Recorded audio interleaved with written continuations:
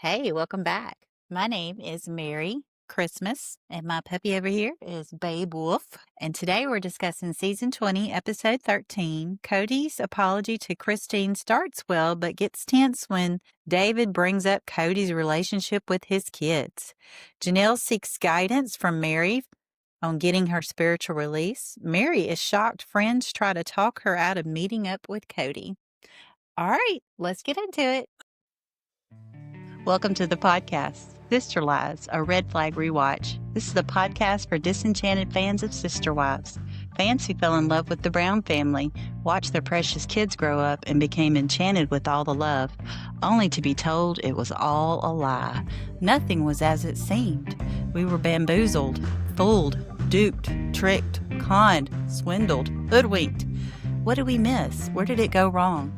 Come help me find out as we watch from the beginning.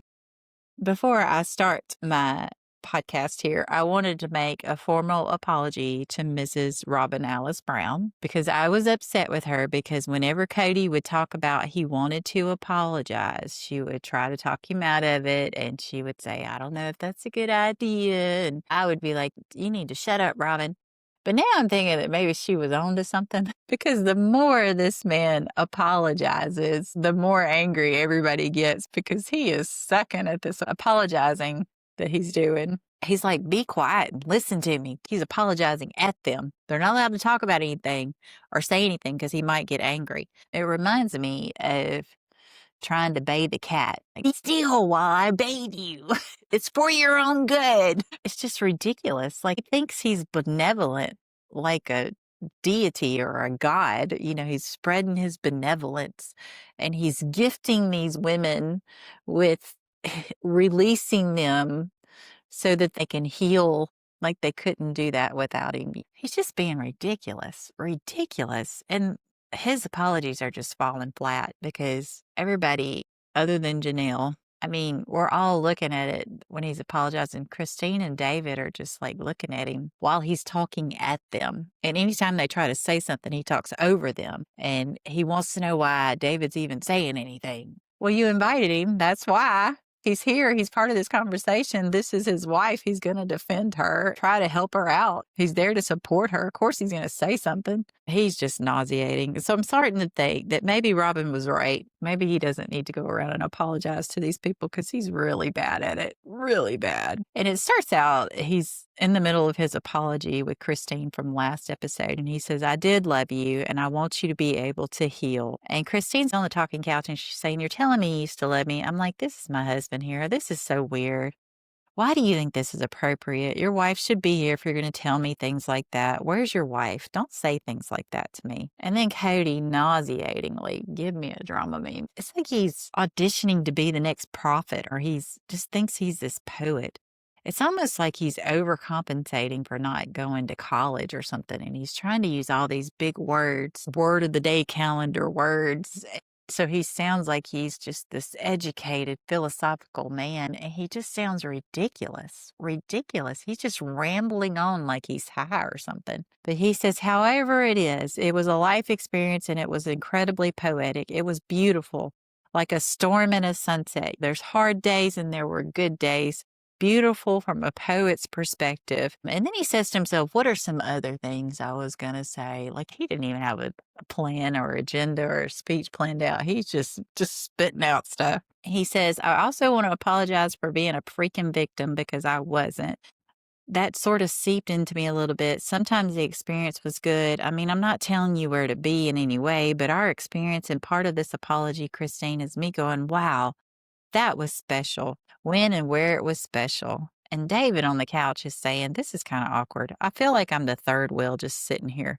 Okay, what am I doing here? And you know damn well you loved her because you wouldn't have married her and you wouldn't have had all these kids if you didn't love her. It's just weird. And Kody says, like, one of the reasons I wanted to meet with you, I just wanted to say thank you for a really fascinating and wonderful and precious and special experience.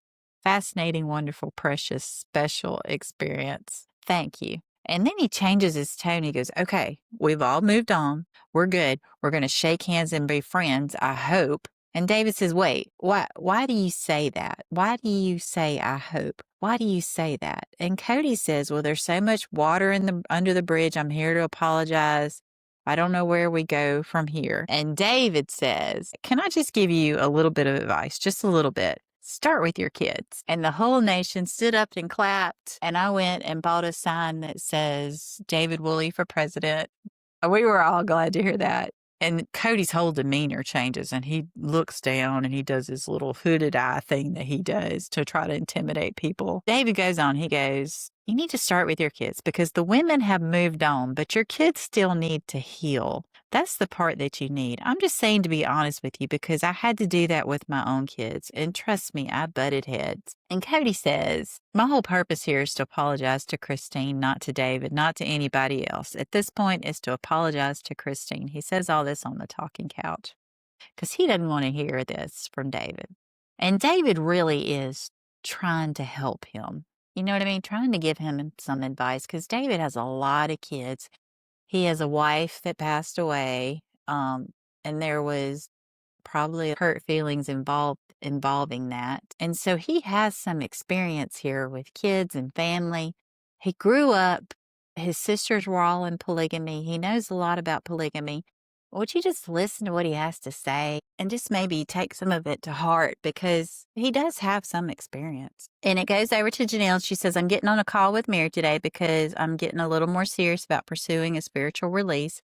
I just want to talk through those steps with her, like what happened for her. I know Kody's making his rounds and I'm not going to ask her about it. Like, I don't care. I don't need to know. She says to Meri, they're on a Zoom call. She says, how are you? Are you good? Are you still having guests at the B&B? Meri says, no, I closed it down for renovations. We're redoing the kitchen. Meri says, so Janelle reached out and wanted to chat about the spiritual divorce situation. I think it's just good to have somebody who gets it and who understands. Janelle says, we talked about the spiritual divorce and I think I'm ready. And not that I want to get remarried, but I think I'm really ready to be done.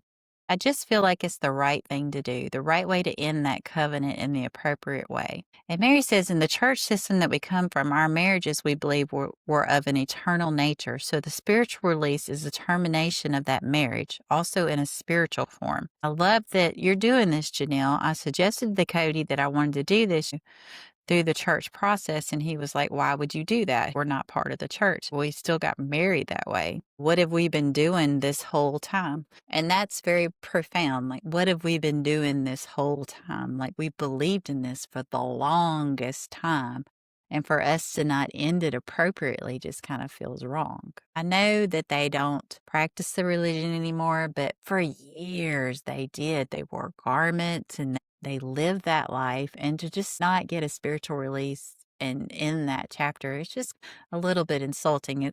So the right words are, what have we been doing all this time? So I do understand her need to want to get to a release. Janelle says, at the end of my life, I want to feel like I'm standing there before God. Okay, I did all the things I was obligated to do. Meri says, yeah, I felt the same way. Janelle says, I told Kody, I mentioned it when we were working on the property back and forth. His attitude has kind of been like, I don't know why you're doing it, but okay, it's fine. It seems kind of disrespectful to be like, we're not married anymore. Done. So I'm just really seeking to close this relationship in a respectful and appropriate way, but I'm a little bit intimidated to go talk to those guys who I haven't talked to in forever. And she tells Meri, I'm a grown-ass woman, but Meri, I need you to make that call for me. Which is funny because she's talking about how nervous she is about it. And Meri said, yeah, this is what I have a problem with church leadership is that they are intimidating. They get to say whether she leaves or not, or is forced to stay married to Kody forever. It shouldn't be that way. It's a lot of a process, but I'm happy to go and sit in there with you. It's weird as hell. I don't know how long this process normally takes. I don't believe they had any intention of granting their release on that day I went. I felt like they wanted to talk to Kody, and so I could see it was not going that way. I started asking questions. Finally, the prophet said, you know what? You're here. We're here. Let's just do it, And so he granted it that day. I walked out of there as single, and it was weird. Meri tells Janelle, she says, text him, I dare you. I double dog dare you. You remember we were kids and you would say, I double dog dare you. That was serious stuff. And just be like, hey, I need to have a conversation with you. And you could even say you're terminating your marriage. And Janelle says, I'm going to do it. I'm going to do it right now. And Meri's like, do it. And Janelle says, I just need to do it. Hold on, golly, Meri, this is so dumb. I'm a business person. It's not a big deal. Meri said, this isn't a business. Janelle said, okay, it's sent. I sent it. Meri, I sent it. And Meri's like, good job. And she says, well, let me know how it goes. If you want to share it with me, let me know when your meeting is up there. And if you want me around, I'll be around. It's nice to have moral support. Janelle said, it's so funny that I feel nervous about this. I think it's just because I haven't really spoken with anybody in the church leadership for over a decade. What do they think of me? I don't know. Is this weird that I'm coming to ask? They might be like, well, you're not part of our church anymore. I don't know. It goes back to Kody. He's sitting on the couch and he goes, I've set a boundary with my kids. I'm setting that boundary with David and Christine. I don't care what you think. I'm here to apologize. And I don't even want to be reminded of that because it will bring me back to an angry place. There's an effort I'm already making and reaching out. And he's telling David, he goes, I'm reaching out. Those deteriorations happened as a party, not as an individual. Now, do you understand that? Just real smart assy to David. And if I was Christine, I probably would have got up and walked out after that. And who apologizes to somebody with the thinking of, I don't care what you think, I'm here to apologize. And I don't even want to be reminded of the incident because it will make me angry again. So are you really sorry? That doesn't sound like you're sorry at all. At all. One guy on Reddit, he said, when Kody looked at David and said, now, do you understand that? David should have stood up and said, yeah, I'll be sure to explain that to your kids at our next barbecue. And him and Christine should have left. Because Kody ain't talking to them kids. David said, he's on the couch, he says, when he cut me off on it, I'm like, okay, I had to say what I had to say. And just to make sure, because I'm around his kids and I do see them hurt. And I'm hoping that he'll reach out to every one of them. And it's not just on his terms, it's on their terms too. And trust me, it just doesn't work that way in a relationship with your kids. And Kody's on the couch and he says any of his experience with his children and any of his advice for me is something that I'm just not interested in at this point because he's kind of just on the opposite side of this. Christine says, so what you're saying, and Kody cuts her off. Like he's not even letting her talk. And Kody says, my bad experience with my children and their pain comes from an experience that we were in together, not that they or I did something wrong or offensive. I'm willing to have the conversation. And he makes the phone signal with his hand. I'm willing to hold space. If they say, Dad, you did this, you did this, you did this, I'm willing to hold that space. He says, David just really doesn't know what's going on. He thinks he does. He thinks he understands polygamy, but he only has a small perspective on it. And he's saying even here, not that I did something wrong or offensive. He doesn't think he did something wrong or offensive. So what the hell? Why are you apologizing if you don't think you did anything wrong? I don't understand this, man. And David says, I do know a lot about polygamy, more than what he realizes. I've been around since basically the day I was born. And for him to sit there and say, I don't know, he doesn't know me. Kody's telling Christine and David, you guys can advise my kids to communicate with me, but I shouldn't have you guys involved in my relationship with my children. And Christine says, I agree. And he goes, that's triangulation. And Christine says, it's your relationship with your kids. And Kody says, thank you, thank you. And he says, I didn't want to be rude with David, but I don't know how long I'm out here. I don't know how long they're going to stay. I want Christine to set her free. If you want healing, then hear my apology. Giving that cat a bath again. Like, make her take my apology. And it goes over to Robyn's, and I'll have to apologize again because they're in Robyn's house, and I strongly suspected they weren't going to film in Robyn's house anymore. But the thing is, you don't see any real cooking. I don't think there was anything actually cooked. I didn't see anything cooking. Did you see a final product? Did you see them eating cookies? Because I didn't see anything. And Robyn says, so whenever Kody's out of town for anything, I take some extra time with my kids one-on-one. She says, we're going to make Aunt Sarah's pumpkin chocolate chip cookies. And she does it in a funny voice. And Aurora says, fun, fun, fun. And Robyn says, she says, the only thing that I'm concerned about as far as Kody doing these apologies is that somehow it won't be received in the spirit that it is intended. She knew that Kody was going to F this up. And I think that's why she kept trying to warn him. So I'm sorry, Robyn. You knew he was going to F this up. He didn't listen. We didn't listen. Nobody listened. You know him better than we do now. You knew he was going to F this up. And she says, as far as exes and stuff like that are concerned, I feel like that it's been a lot. It just seems to be like this constant piling and piling and piling and just trying to ram him down the drain kind of thing. And she's talking to Aurora and she said, are you excited about our trip? And Aurora says, yes, very excited. Brody's going to be graduating from basic training, so we're going to go see him. She says they've been dating for a year. It's not a situationship. They have labeled it. And she's talking to Aurora. She says, you guys are looking at this from a perspective of possibly truly long term. And Aurora says, yes, praying about it like constantly. And she says, I want Aurora to experience life on her own without being in a serious relationship. This is her path, and this may be God's timing. But at the same time, though, she really needs to realize who she is and what she thinks. And Aurora says, I heard that you and Dad, everyone got your answers when you got married to Dad, but I haven't heard about what that specifically looked like for you. And she's asking her mom how God told her that Kody was the one. And Robyn is wearing this necklace, and anytime she's wearing jewelry and it shows up on the screen and it's very clear, I always take a picture and then like reverse Google it and find what she's wearing. And she is wearing a Return to Tiffany heart tag pendant necklace, gold. It's $1,700. So it's not as expensive as her other ones, so maybe she's going down a little bit on how much she spends on jewelry, but that's what that is. It's a Tiffany necklace. And Robyn says, I remember being with Dad on a drive one time. All of a sudden, I was overcome with God's spirit and I couldn't talk and tears going down my face. And I felt God saying, this is your person. This is your forever. I'm not going to read all this because I told y'all I'm from the South, deep, deep Bible Belt. Southern Baptist religion, and it just turns me off when people talk about God told them this and God said this, because growing up you just burn so many times because you go to these churches and you realize that the church elders don't know what they're talking about and they're so full of it. And so whenever she does stuff like that, it brings back bad memories for me. I'm remembering like church elders acting all high and mighty, and they acted like God's leading them and telling them to do stuff and judging you. It just turns me off. So anyway, she says something about she's overcome by the Holy Spirit. But she does say this, and I underline this. A man should not be... I can't even get it out. A man should not be a financial plan for a woman.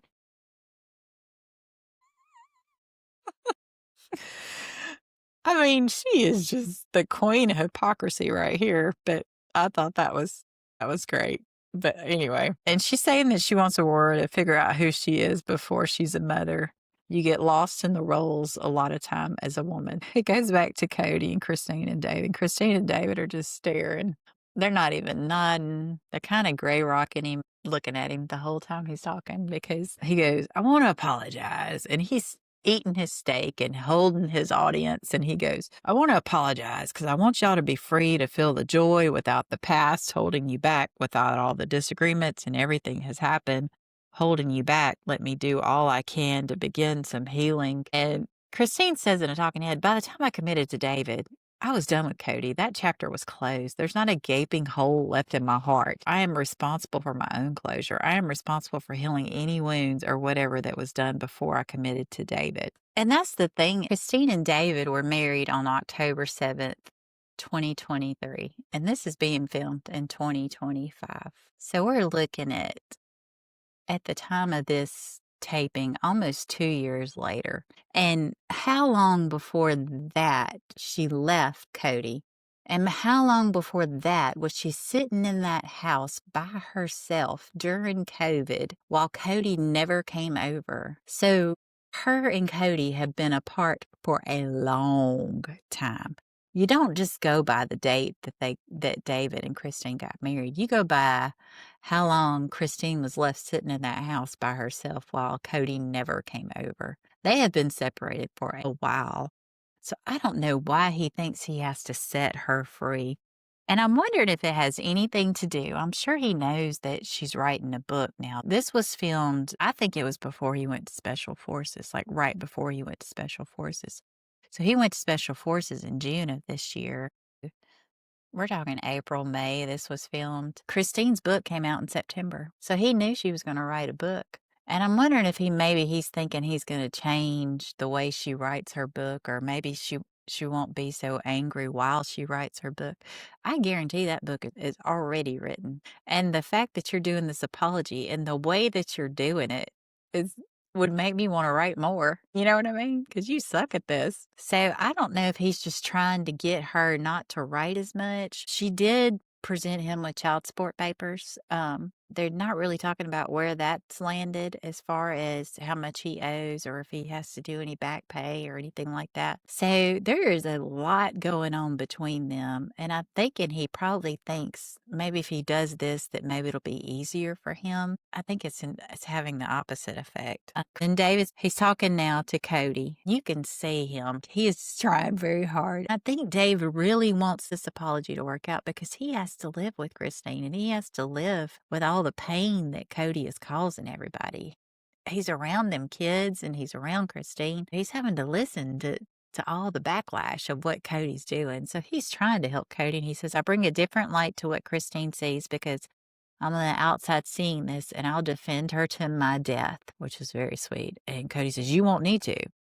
And David says, no, I'm just saying, let's hold on, guys. Let's look at this at a different point of view because I was that person like you were, where I put a shield up and I wasn't going to back down from that thing. I was so damn stubborn. So he is calling Kody stubborn. And Cody's sitting on the couch and he goes, David, you got 2 years with Christine. I had 25.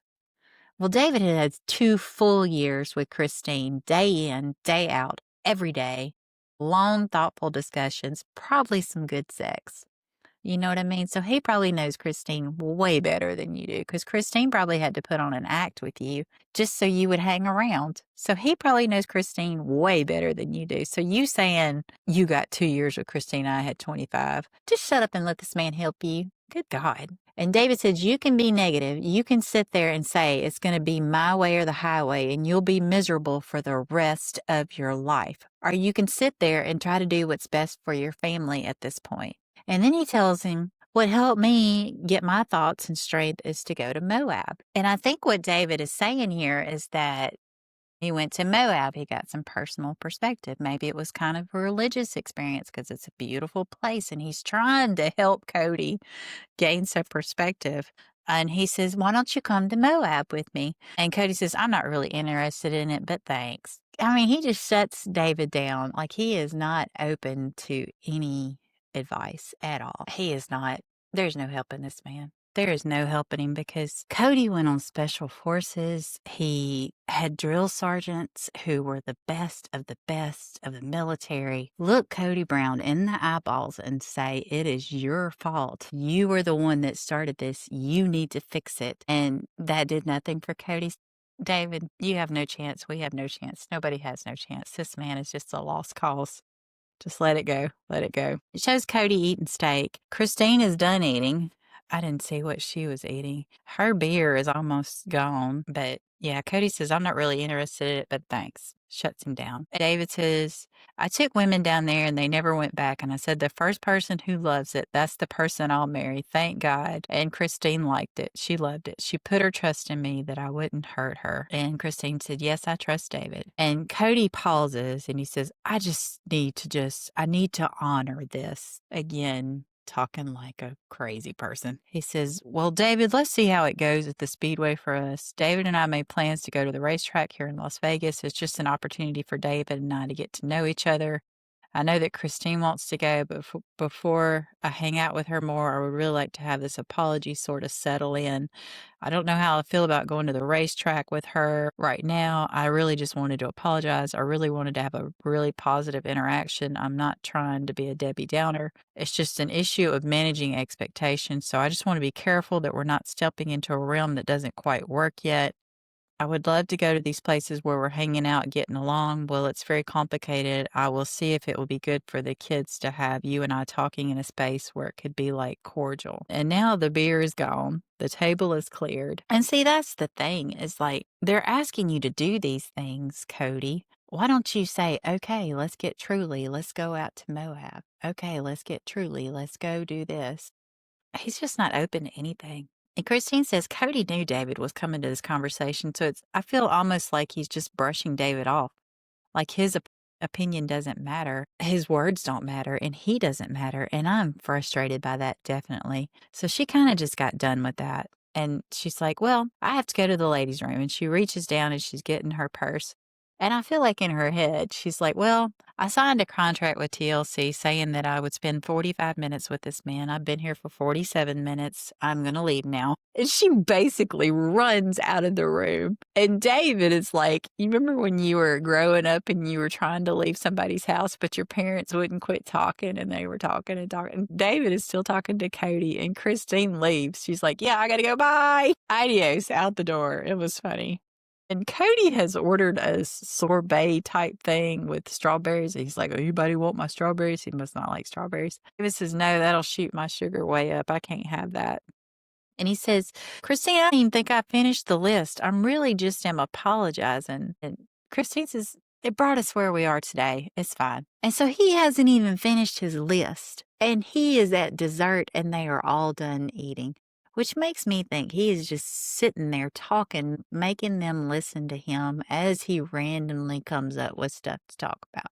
Why are you not done with your list? How does somebody drink a whole beer, eat a whole meal, eat a plate of oysters, and you're not done with your list? It just makes no sense, which makes me think he didn't have a speech prepared. He's just rambling on. Christine's like, yeah, I'll see you tomorrow. And Kody says, peace and love. And he gives him that sign. And I took a picture of Kody. He's got a necklace on with the cross and it looks like a locket. And he's got a ring and he's got this humongous watch and he's got 2 bracelets on. I don't understand if he's just trying to look like a mob boss or what his look is. It's a lot. It's a lot. And Christine, it shows her on the couch. She says, yeah, I just reached my limit. I know Kody says he has more that he wants to say. Maybe we'll have a part 2. I don't know. But I am done today. I think Cody's doing the best he can, and he is a good person, and that's what I need to take out of all of this. She says, we have a really fun day planned tomorrow. I don't know if it's going to be awkward. Based on today, it's going to be awkward. And then it goes to the next day, and they're at the racetrack. And it looks like it's fun. I counted like maybe 10 cars, and you could pick out what car you want to drive. And drive them around a real racetrack, go really fast. David says he went out there and he picked his car, and it's like this red, flashy car. And he says, this is the car I'm going to drive. And then he kisses it. And then Christine says, oh, God, wait, I need to get a picture of that. Hold on. And David's like, I'm kissing the car. And she says, yeah, you are. You're kissing a lot of things there. Christine said David had this idea to go ahead and go racing with Kody because it's a good way for them to get to know each other. David is around Cody's kids more than Kody is. She's talking to David, and this is one of the reasons I like Christine, because she tends to ramble, and when she rambles, she gets funny. She goes, do you have any nervous energy? Why are you so cool? I'm freaking out for you. You're welcome. My pleasure. It's almost like she's got Tourette's or something. The idea was for David and Kody to get to know each other, but Kody barely speaks to David the whole time he's there. Kody, in a moment of self-reflection, says, I got in trouble with so many things that I've done through these breakups, and any interaction with them after this effort to apologize could blow the whole thing up. So he is very self-aware that he has a big mouth, and maybe he got somewhere with the apology, maybe he didn't, but anything that happens after this could mess it up because he doesn't trust even himself. David and Christine are signing the paperwork. I imagine there's a lot of paperwork to sign with driving fancy cars like that around a racetrack, all kind of forms to sign. And Christine says, I'm ready to go fast. And David says, right to my heart, he says, if you ain't first, you're last. Which is an excellent quote. I love that. That's a Ricky Bobby quote. Will Ferrell. Y'all know I love Will Ferrell. And Kody walks in, and the sun is shining against the back of his head. And I was listening to Surviving Sister Wives and Corey and Carly. Corey says it reminded him of the Cynthia doll on Rugrats. Did y'all ever watch Rugrats? I'm going to put the photo up on my YouTube video, but the Cynthia doll was like this Barbie doll that was missing half of her head of hair, just little spikes of random hair. And he goes that Kody looks like the Cynthia doll when he walks in, and he totally does.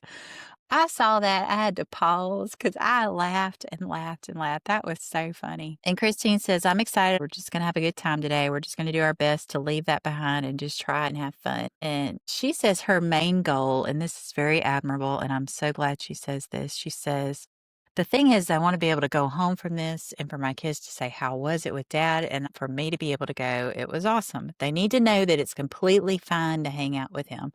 I'm hoping that today is going to be a lot more fun than last night because that is what is needed.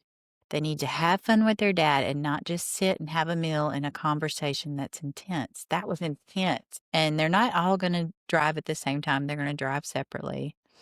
And they're all going to watch Christine go first. And Christine tells David, I love you. And Kody's just real nervous. I don't know what's going through their minds. The only thing that I've done is pick out the car I want to drive.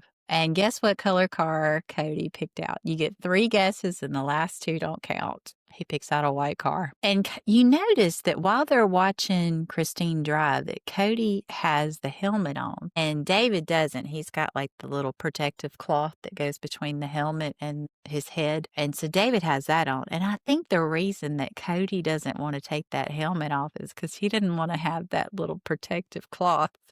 And his hair wouldn't look good in that. So I think he's just keeping his helmet on for those reasons. Because it is hot out there. And I bet you that helmet is making him very hot. And you could see Kody critiquing Christine's driving, saying she's not hitting that marker.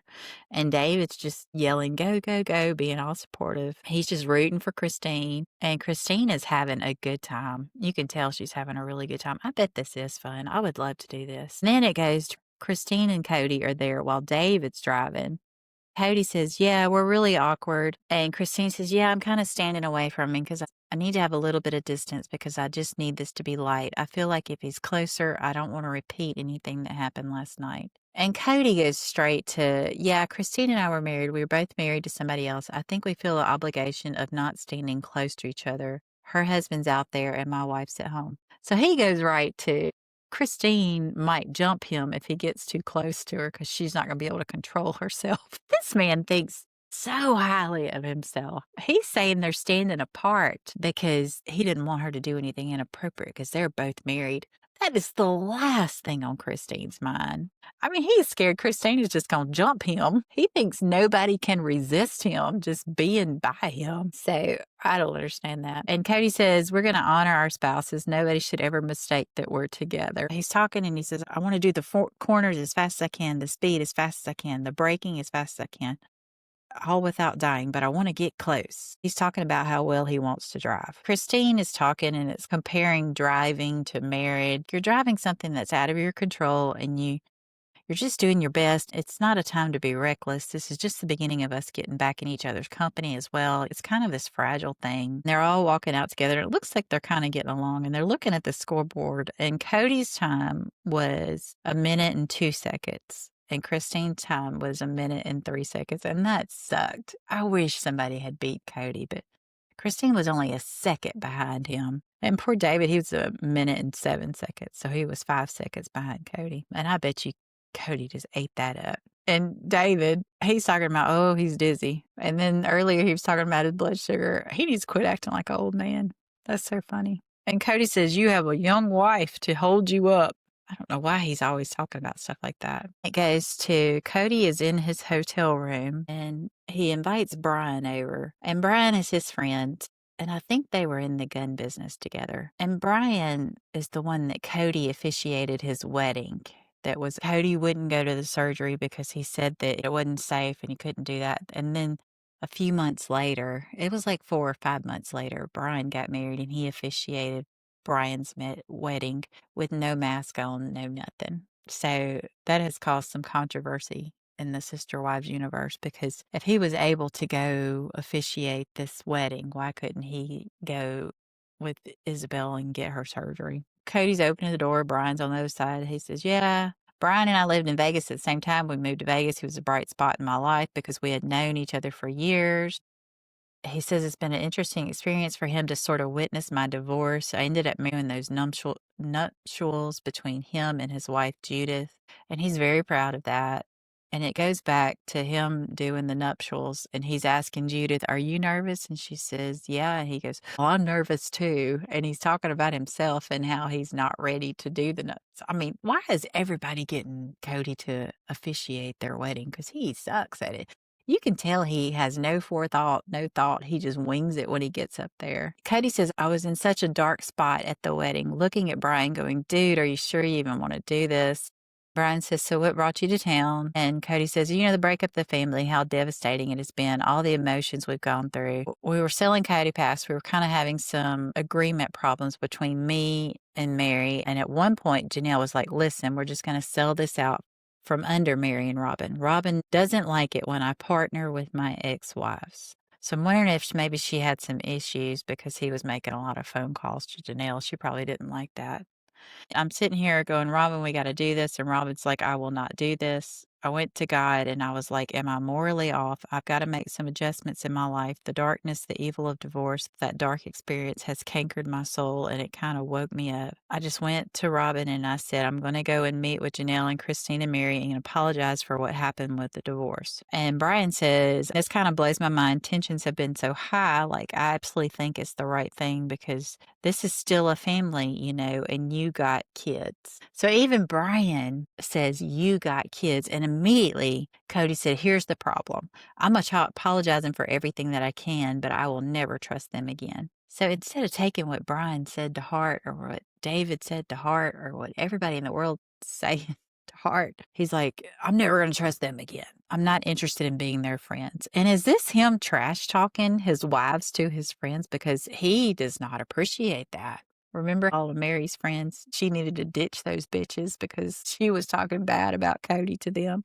And here he is, trash talking his wives with a friend. Brian says, 'Have they come to the point where they're good with hanging out with you and having Robyn part of it? Robyn's your wife.' And Kody says, 'To my knowledge, she didn't even exist to them.' And he says, 'I trusted each one of my ex-wives with different things. I trusted certain things about Meri. I trusted certain things about Janelle. Trusted certain things with Christine. Trust has been murdered.' And that makes no sense. I don't understand that. And he says, 'We're all guilty in that part.' He says, 'I need to forgive myself for my inability to figure that out.' And so he's basically telling the public that he couldn't trust his wives and he didn't realize that at first and he needs to forgive himself. Kody, what do you figure out what? That you couldn't trust your wives? They couldn't trust you.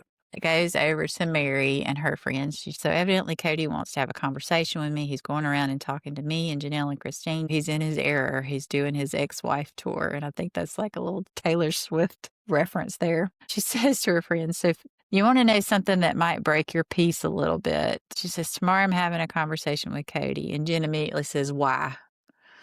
'No, thank you.'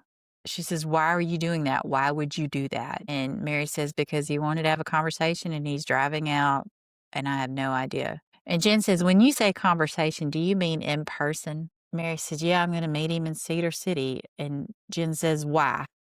He wanted to have a conversation to extend an olive branch of benevolence or something like that. And about this time, Zona has shown up, the human comfort dog. She should now be certified. She should wear a red vest because that is her one and only job, is to comfort Meri because she shows up every time Meri's having a hard conversation. And Jen says, 'Haven't you been divorced from him for over a damn year? 2 years. It's been 2 years.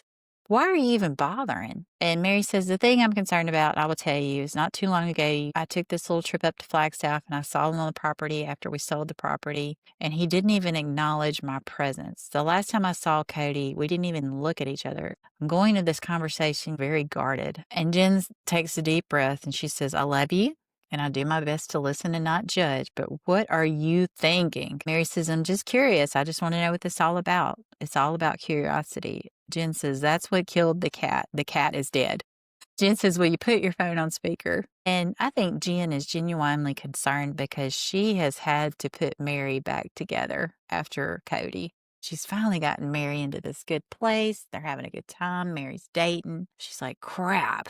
like she's just going to dig right back into that hole. Meri says, Jen has my best interest at heart. She's the one who's been around and who's had my back the past 12 years, and she's very protective of me. And she doesn't want his energy to have any power over me like it has. Jen is so funny here. She needs to be getting paid. I hope she's getting paid. After Meri says something about an olive branch of benevolence, she goes, well, there you go right there. That's what I'm talking about, this benevolence word.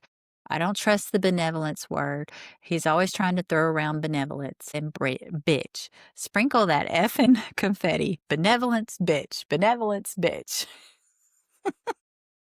She is really funny. Meri says, it is. I just feel like a jerk saying this, but it makes me feel like if you have to use that word so much, are you really being benevolent? Amber says, what's the best case scenario for you with this? There has been times when I've had conversations with Kody, and I definitely see the sincerity. And there are times when I'm like, are you just saying this? Is this lip service, and why? I don't know what Kody I'm going to get because I don't even know Kody anymore. And it goes back to Kody, and he's sitting down with Brian. And he says, this is the guy that I complain to. He's my buddy. You know, we complain to each other about whatever poop storm we're going through in life at that time. So he's admitting here that he talks to his friends about his ex-wives. I don't know why they're not allowed to talk to their friends. But anyway, but I'm bringing this to him. I'm doing this thing where I want to just apologize to my exes and just set everybody free. He's like, wow, I wasn't expecting that. And says, well, you've done 2 of them. How do you foresee it going with Meri? And he says, to be honest with you, I feel like Meri probably has potentially more bitterness about it. Like when I helped her move, me and Nathan helped her move. Oh my God. He got paid for that. There was a whole TLC show about that.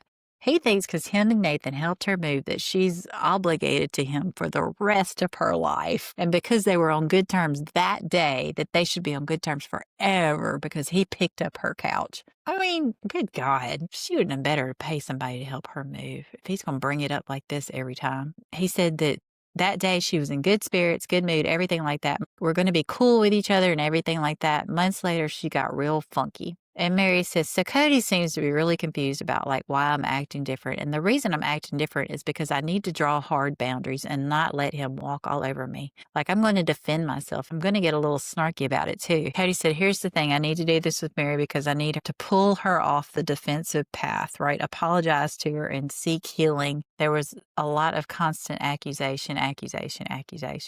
There was a lot of grenades being thrown. I mean, divorce is a battle if you're not smart, and we weren't smart. Brian says, I'm thinking about this whole thing with Meri. I mean, how do you think it's going to go over about Janelle and everybody during this Coyote Pass? And he says, Janelle, I don't know if she was doing serious or if she was just trying to push me. So now he's admitting to the fact that he didn't even know if Janelle was serious when she was talking about selling the land.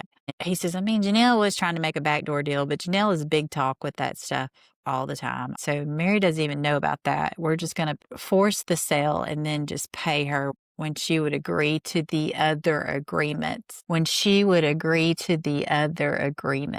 And we know what that is. He's saying that he would pay her after she signed the NDA. The other agreements, because we have discussed this. This is all just a storyline for TLC. Everybody agreed to the equal split of all the land. They were all going to get equal parts. And then the only thing, Meri would not sign the NDA and Robyn would not sign the agree to sell it. And so they had nothing to do with how much money they were going to get or anything like that. Robyn wasn't going to sign anything until Meri signed an NDA. That's what that is. She would agree to the other agreements. They're not talking about the sale of the land. They're not talking about how they parted everything or who got what money. They're talking about NDAs. Robyn wasn't going to sign anything until Meri signed that NDA. That's why Janelle got upset and said, we're going to sell it out from under these two because they're being ridiculous. And because she wanted her money, she needed her money. She wanted to build her own house and take care of her own family, and she was tired of their crap. So he said it right there. She would agree to the other agreements. And Brian's like, well, she's going to know. And Cody's like, well, she won't hear about it from me. 20 years on this show, Kody. You don't think everything you say doesn't come out at some point? He knows that. She's going to hear it from you. You just said it on TV. He said she's going to have to hear it from Janelle because I'm not going to talk about it. In the end, the very important thing is that we made the separation and everybody got paid. Brian says, do you foresee a time in the future where maybe the whole family comes together? And Kody says, I'm thinking about that. I cannot quantify whether that's hypocritical, like it's ignoring everything, or if that's okay right now. I'm not ready to answer that question. Brian said, do you see a time when the whole family can come together? And Kody says, I can't quantify it because if we all get together, it's like I'm ignoring everything. And if that's even an okay thing right now. So he's still trying to punish these people because he says if they all get together, it's like him ignoring everything that happened. How long are you going to keep that attitude? How long can you hold on to that? And he says, I got one more apology to do and I got to meet with Meri and it can go bad very quickly. My strategy is not to escalate. If she punches me in the gut, I'll say I deserve that. If she does it again, I'll say I'll probably deserve that. And I will persevere until I can reach her, until she hears me. So it goes back to Meri, and her friends are saying, I think I'm just worried about how you're going to shake off his energy afterwards. Do you need holy water? Like, how are you going to be? And Meri says, I'm probably going to have a dance party, okay? She says that her and Kody have been jerks to each other, and she says maybe he thinks this is jerks to each other when I laugh about him and talk about him with my friends. And Amber says, I'm sure he speaks very freely and openly with his friends too, which he does. We just saw it. Meri says, a few months after I moved to Parowan, I was in Flagstaff and I ran into Kody and I said, Kody, can we just be good? Can we just be that divorced couple that doesn't have to prove you're wrong? And can we do that? And he was like, yeah, let's do that. And then, time passed and that's not what was happening. Jen said, Kody is borderline, still very manipulative. It's actually just manipulative. There's always something else, some reason. Even if all he accomplishes tomorrow is getting under your skin, then in his mind, he's won again. And that makes me very nervous. Jen is very smart, very perceptive. Meri says, yeah, I'm going to go into this conversation with Kody with very strong boundaries. And she says, his energy F's with my energy. It just does. I had really high hopes of us getting a decent divorce. Amber says, you have done your part to have a decent divorce, but to continue communication with people that have done what they have done and have continued to disrespect you the way that they have, you just don't need that anymore. And Meri says, I agree, some ugly things have happened, and so I really don't know what to expect. Does he have some ulterior motive? I'm just going to go in very curious. So they're trying to talk Meri out of it because they know it's going to mess her up. Then it goes to next time on Sister Wives, and Janelle says to Maddie, I'm going to meet up with the church leadership about a spiritual divorce from your dad. And Maddie says, well, my initial reaction is why? Robyn says, Kody didn't talk a lot about his relationships with me, but it's not that way anymore. Liar, pants on fire.